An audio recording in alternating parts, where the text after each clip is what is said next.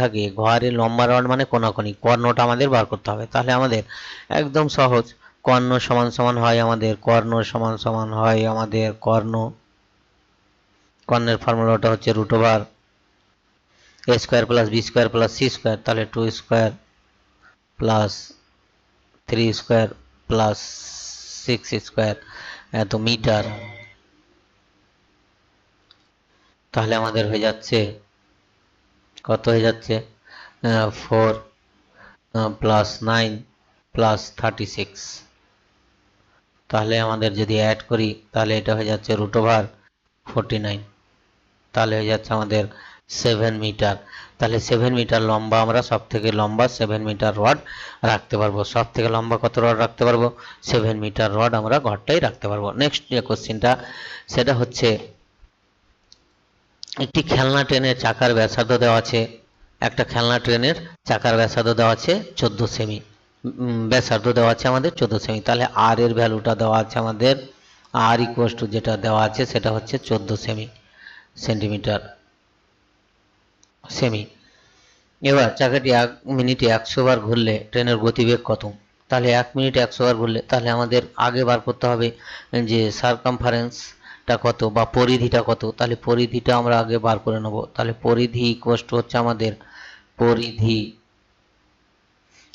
Equal to হচ্ছে 2πr। তাহলে 2π মানে হচ্ছে 22/7, বসিয়ে দাও আগেই, 22/7 ইন্টু আর মানে হচ্ছে 14। তাহলে এটার সাথে কাটলো, এটার সাথে 2 হলো, তাহলে 2 দিয়ে 4, এটা হচ্ছে 4 দিয়ে 8, 4 দিয়ে 8, তাহলে 88 88 সেন্টিমিটার হয়ে গেল, 88 সেন্টিমিটার। তাহলে 1 মিনিটে কতবার ঘুরছে? তাহলে 1 মিনিটে চাকাটা ঘুরছে, 1 মিনিট সময় যখন হচ্ছে তখন চাকাটা ঘুরছে কতবার? 100 বার।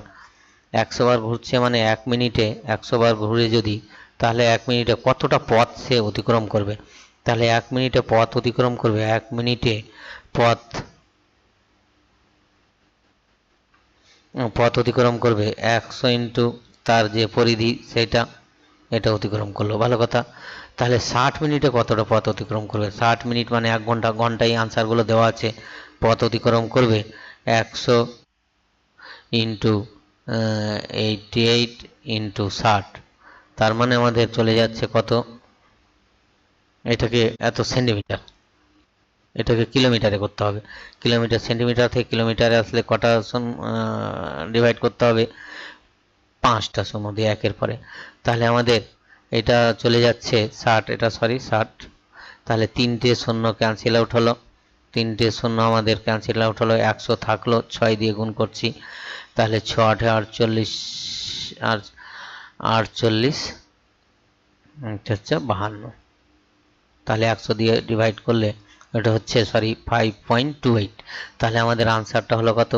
5.28 kilometre per hour. 5.28 kilometre per আওয়ারে ট্রেনের গতিবেগটা হবে। নেক্সট যে কোশ্চেনটা, একজন বই বিক্রেতা একটি বইয়ের উৎপাদন মূল্যের উপর 30% বাড়িয়ে বইয়ের মূল্য ছাপেন 286 টাকা। তাহলে 30% বাড়িয়ে 286 টাকা ছাপছে উৎপাদন মূল্যের উপর। তাহলে উৎপাদন মূল্যটা কত হবে? 130 টাকা বাড়িয়ে সে চেপেছে, তাহলে ভালো কথা। তাহলে উৎপাদন মূল্য যদি আমাদের 100 টাকা হয়, তাহলে ছাপা মূল্য হবে 130 টাকা। 30% বাড়িয়ে দিল, তার মানে 130 টাকা ছাপা মূল্য। তাহলে 130 টাকা, তাহলে যদি আমাদের ছাপা মূল্য হয়, তাহলে আমাদের যদি 286 টাকা ছাপা মূল্য হয়, তাহলে এ কত হবে? 100 বাই 130 ইন্টু 286। এই টাকাটা হচ্ছে আমাদের কি টাকা না, এইটা হচ্ছে আমাদের উৎপাদন মূল্য, উৎপাদন করছে, ভালো কথা। এবার সে উৎপাদন করলো এইটা, এটা আমাদের কেটে যাবে 13 2 26 আর 13 2 26, তাহলে হচ্ছে 220 টাকা হচ্ছে উৎপাদন খরচ। 220 টাকা আমাদের হলো উৎপাদন খরচ, ভালো কথা। তিনি বই বিক্রির সময় 10% ছাড় দিলেন। তাহলে 10% ছাড় দিলেন, ছাড়টা কত হচ্ছে? ছাড়টা হচ্ছে আমাদের 10% ছাড়টা আমরা বার করে নিচ্ছি। তাহলে ছাড়টা হয়ে গেল আমাদের 286-এর ওপর 10% ছাড় দিচ্ছে, তার মানে হয়ে যাচ্ছে আমাদের 286, শূন্য শূন্য ক্যান্সেল আউট, ছাড়টা হয়ে যাচ্ছে আমাদের 28.6, 28.6 টাকা সে ছাড় দিয়েছে। তাহলে সে 28.6 যদি ছাড় দেই, তাহলে ছাড় দেওয়ার পরে আমাদের বিক্রয় মূল্যটা হচ্ছে 28.6, তাহলে এটা বিক্রয় মূল্য হয়ে যাচ্ছে 4.9715। তাহলে আমাদের যেটা 52, তাহলে এই টাকাটা আমাদের হয়ে যাচ্ছে আমাদের কি না, এই টাকাটা হচ্ছে বিক্রয় মূল্য, আর এই টাকাটা হয়ে যাচ্ছে আমাদের ক্রয় মূল্য। তাহলে ক্রয় মূল্য, বিক্রয় মূল্য থেকে আমরা ক্রয় মূল্য মাইনাস করে দিলে যেটা পাবো সেটাই লাভটা পেয়ে যাব। তাহলে আমাদের যদি এটা এরকম হয়, মাইনাস করি 220, তাহলে আমাদের পড়ে থাকছে, মাইনাস করলে এটা হয়ে যাচ্ছে 4.73, তাই না? তাহলে আমাদের ক টাকায় লাভ হচ্ছে? সবসময় ক্রয় মূল্য বিক্রয় মূল্য যাই আমরা বার করব না কেন, সেটা হচ্ছে আমাদের সবসময় পার্সেন্টেজটা বেরোয় ক্রয় মূল্যের উপর। যদি কিছু নাও বলার থাকে, তাহলে 37 আমাদের লাভ হচ্ছে 37 টাকা, আর ক্রয় মূল্য হচ্ছে এই টাকা, 220 ইন্টু 100। তাহলে এইটা আমরা করলে যেটা পাবো, একটা একটা জিরো ক্যান্সেল আউট, 11 দিয়ে 2, 11 দিয়ে করলে 3.4, এবার 2 দিয়ে যদি আমরা করি তাহলে আমাদের হয়ে যাচ্ছে 17, 1.7, তাহলে হয়ে যাচ্ছে আমাদের কত পার্সেন্ট? 17%। তাহলে 17% হচ্ছে আমাদের লাভ। তাহলে 17% হয়ে গেল আমাদের লাভ। এইভাবে আমরা অঙ্কগুলোকে করব, একটু জটিল, বড় দিয়েছিল, যাই হোক। পরের অঙ্কটা বলছে, একটি বর্গক্ষেত্রের প্রত্যেকটি বাহুর দৈর্ঘ্য 10% বৃদ্ধি করা হলে ক্ষেত্রফল পরিবর্তনের হার নির্ণয় করো। ক্ষেত্রফল কতটা পরিবর্তন হবে?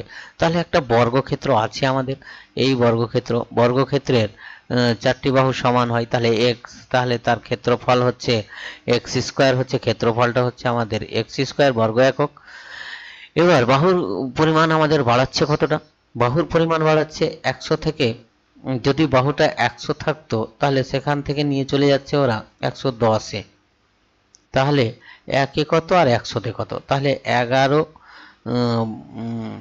110 by x into x by 100, এটা কেটে গেল। তাহলে 11x বাই 10 হচ্ছে আমাদের বাহুর দৈর্ঘ্য এখন। তাহলে এইটার যদি ক্ষেত্রফল হয়, এখন যদি ক্ষেত্রফল হয়, তাহলে এটা হোল স্কোয়ার, তার মানে হয়ে যাচ্ছে 121 এক্স স্কোয়ার বাই 100, এটা হয়ে গেল আমাদের ক্ষেত্রফল। তাহলে ক্ষেত্রফল পরিবর্তন কত হচ্ছে? ক্ষেত্রফল পরিবর্তন হচ্ছে, আগে এখন হচ্ছে ক্ষেত্রফলটা এইটা, আর আগে ছিল এক্স স্কোয়ার, তাহলে এইটা থেকে এক্স স্কোয়ার মাইনাস করলে যেটা হবে সেটা হচ্ছে 21 এক্স স্কোয়ার বাই 100, তাই না? এটা হচ্ছে, তাহলে কততে এটা পরিবর্তন হয়েছে? এক্স স্কোয়ারে। তাহলে আমরা পার্সেন্টেজটা বার করি, 21 x square by 100 by x square into 100, তাহলে আমাদের যেটা পাচ্ছি সেটা x square cancel out, 100 cancel out, তাহলে এটা হয়ে যাচ্ছে আমাদের 21% বৃদ্ধি। 21% ক্ষেত্রফল পরিবর্তনের হার হবে 21%, শতকরা 21%। নেক্সট যে কোশ্চেনটা, সেটা হচ্ছে আমাদের যে কোনো জিনিসের উপর পরপর 20%, 10% ও 5% ছাড়ের সমতুল্য ছাড় কত, মানে টোটাল ছাড়। তাহলে এগুলোকে আমরা এক্স 100 ধরে করব। এক্স ধরতে যাবো না, এক্স ধরলে আমাদের জটিল হবে। ধরো আমাদের 100 টাকা একটা জিনিসের দাম ছিল, ধার্য মূল্য, তার 20% ছাড় দিল, তাহলে 20% ছাড় দেওয়ার পরে তার মূল্যটা কত দাঁড়ালো? 80 টাকা। আবার ধরো 80 টাকাতে আবার ছাড় দিচ্ছে 10%, তাহলে 80 টাকার যদি 10% ছাড় দেই, তাহলে আমার তার কত দাঁড়াবে? 8 টাকা দাঁড়াবে। তখন দাম হয়ে গেল আমাদের আবার 72 টাকা। দেখো 80 টাকার 10% কি করে বার করব? 80 ইন্টু 10 বাই 100, 80 টাকার 10%, 0 0 0 0, তাহলে 8 টাকা বেরোলো। আচ্ছা, এইবার আমাদের 5% ছাড় দিচ্ছে। কার উপর 5% ছাড় দিচ্ছে? না, ছাড় দিচ্ছে হচ্ছে 5% ছাড় দিচ্ছে কার উপর? না, 72-এর উপর। তাহলে 72 এর উপর যদি আমাদের ছাড় দেই 5%, তাহলে 72 ইন্টু 5 বাই 100, এইটা কিন্তু আমাদের কাটছে না। কাটবে তাহলে এটা দিয়ে আমরা কাটবো না, এটাকে আমরা মাল্টিপ্লাই যদি করে নিই আমাদের সব থেকে ইজি হয়ে যাবে। তাহলে 5 দিয়ে 10, সাথে 35 আর 36 বাই 100। তাহলে আমাদের এটা 0 0 কাটলো, তাহলে 3.6। তাহলে এটা হয়ে যাচ্ছে আমাদের 3.6। তাহলে আমাদের এটা হয়ে যাচ্ছে যেটা হলো 3.6%। তাহলে এইখানে এটা 80 টাকা দাম হয়েছিল, এখানে ছাড় দিয়েছিল 20, সরি এটা 20 টাকা ছাড় হবে, এটা হয়ে যাচ্ছে ছাড়টা হচ্ছে 20 টাকা, 20% মানে 20 টাকা, তখন দাম হয়ে যাচ্ছে 80 টাকা। তাহলে এই তিনটে আমরা যদি প্লাস করি তাহলে কি দাঁড়াবে, 8 28 কে 3 করলে 31.6%। তাহলে সমতুল্য ছাড়, তাহলে 100 টাকায় ছাড় হচ্ছে 31.6। এখানে 31.6 অপশানে নেই, ভুল হয়েছে, তাহলে এটা হয়ে যাচ্ছে 31.6%, 31.6%। ঠিক আছে। নেক্সট যে কোশ্চেনটা, একটি ট্রাক এত কিলোমিটার গতিবেগে এক স্থান থেকে রওনা দেয় এবং তার ঠিক 1 ঘন্টা পরে দ্বিতীয় আরেকটি ট্রাক একই স্থান থেকে একই দিকে 40 কিলোমিটার পার আওয়ার গতিবেগে রওনা দেয়, তাহলে দ্বিতীয় ট্রাকটি প্রথম ট্রাকটিকে কতক্ষণ পর ধরতে পারবে? এইখানে যেটা কাজ হচ্ছে সেটা হচ্ছে আমাদের রিলেটিভ ভেলোসিটি বার করা। একই দিকে যখন যাচ্ছে, একই স্থান থেকে সে 1 ঘন্টা চলেছে, তাহলে সে প্রথম ট্রাকটা যেটা 1 ঘন্টা চলেছে, তাহলে প্রথম ট্রাকের 1 ঘন্টায় কত দূর সে চলে যাবে? প্রথম ট্রাকটি 1 ঘন্টায় চলে যাবে সে 30 কিলোমিটার। 30 কিলোমিটার পথ সে অলরেডি কভার করে ফেলেছে। এইবার পিছন থেকে একটা ট্রাক ধাওয়া করছে, তাহলে ধাওয়া করছে কত? সে কিন্তু চলতেই আছে, এ কিন্তু 40 কিলোমিটার বেগে চলছে। তাহলে দ্বিতীয় ট্রাকের যে রিলেটিভ ভেলোসিটি হবে, তাহলে 30 মাইনাস এই 40 মাইনাস 30 কিলোমিটার মানে হচ্ছে 10 কিলোমিটার পাওয়ার রিলেটিভ, মানে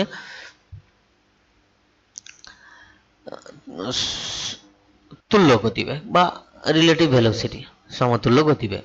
তার মানে এ তো মাইনাস করার কারণ হচ্ছে চলছে, এইটাকে কভার করতে হলে যে 10 কিলোমিটার বেরোচ্ছে এইটা দিয়ে আমাদের কভার হবে, দুজনেই চলছে। তাহলে 30 কিলোমিটার কতক্ষণে কভার করবে? 10 কিলোমিটার, 10 কিলোমিটার পার আওয়ারে যদি তাদের রিলেটিভ ভেলোসিটি 1 ঘন্টায় 10 কিলোমিটার কভার করে, তাহলে 30 কিলোমিটার কভার করতে কতক্ষণ সময় লাগবে? তাহলে 30/10 করলে হয়ে যাচ্ছে যেটা, সেটা হয়ে যাচ্ছে আমাদের 3 ঘন্টা। তাহলে 3 ঘন্টা সময় লাগবে কভার ধরতে, তাহলে প্রথম ট্র্যাকটিকে ধরতে 3 ঘন্টা সময় লাগবে।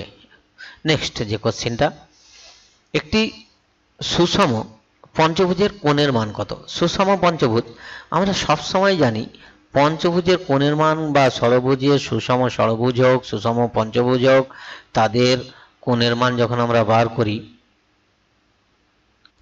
আমার আঁকাটা ঠিক হলো না, সুষম হবে না এটা, আচ্ছা যাই হোক, সুষম যদি করতে হয় তাহলে প্রত্যেকটা বাহু আমাদের সমান হবে, সুষম পঞ্চভুজ।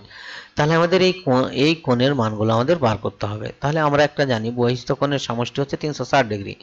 300 কটা কোণ আছে? তাহলে বহিস্থ কোণ এদিকেও এদিকেও এইদিকেও আছে, এইদিকেও আছে। তাহলে আমাদের যেটা হচ্ছে সে ফর্মুলাটা হচ্ছে 360/5। 360/5 হচ্ছে বহিস্থ কোণটা বার করলেই ভিতরের কোণটা পাবো। তাহলে এটা হচ্ছে 5 সাথে 35, 5 দিয়ে 10, তাহলে 72 ডিগ্রি আমরা পেলাম বাইরের কোণ।